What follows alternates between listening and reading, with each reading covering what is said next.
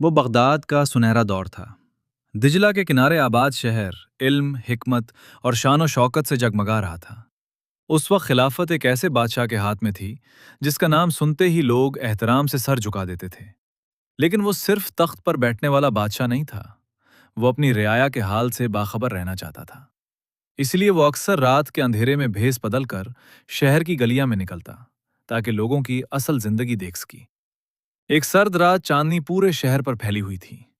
بادشاہ اپنے وفادار قاضی کے ساتھ سادہ لباس میں بغداد کی خاموش گلیوں میں چل رہا تھا کہ اچانک ایک پرانی مسجد کے باہر ان کی نظر ایک شخص پر پڑی جو پھٹے ہوئے کپڑے، کمزور جسم اور سردی سے کانپتا ہوا ایک فقیر۔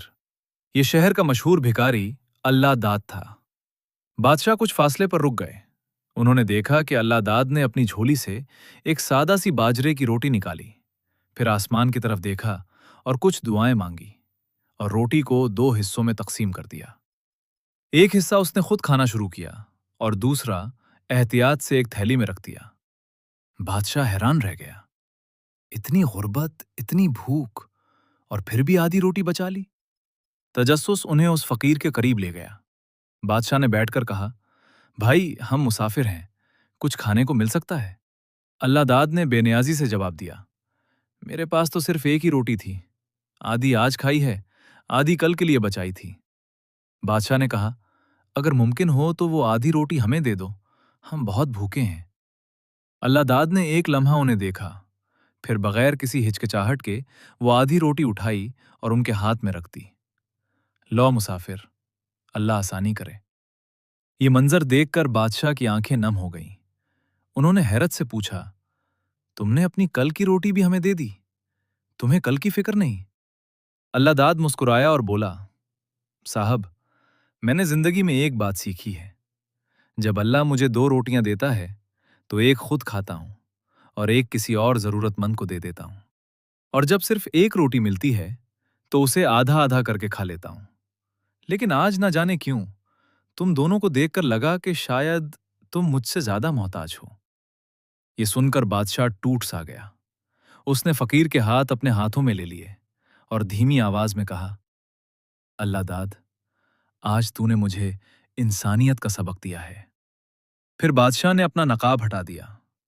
چاندنی رات میں ہارون الرشید کا چہرہ سامنے آیا تو اللہ داد حیرت سے کانپ اٹھا، مگر بادشاہ نے اسے اٹھنے دیا اور کہا، آج کا اصل بادشاہ میں نہیں بلکہ تو ہے، کیونکہ خزانے والا امیر نہیں ہوتا، اصل امیر وہ ہوتا ہے جو اپنی آدھی روٹی بھی دوسروں کو دے دے۔ اگلے دن بغداد میں ایک عجیب خبر پھیلی۔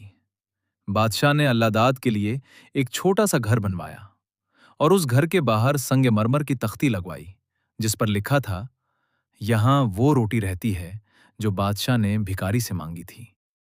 کہتے ہیں اس دن کے بعد ہارون الرشید نے کبھی کسی فقیر کو حقارت سے نہیں دیکھا، کیونکہ بعض اوقات اللہ انسانوں کو دینے کا سبق سکھانے کے لیے فرشتوں کو بھکاریوں کے روپ میں بھیج دیتا ہے۔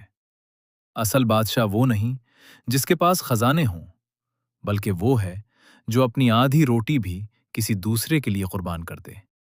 اگر یہ تحریر آپ کے دل کو چھو گئی ہو تو ایک لائک ضرور کریں، اپنے دوستوں کے ساتھ شیئر کریں تاکہ محبت اور انسانیت کا یہ پیغام مزید دلوں تک پہنچ سکے۔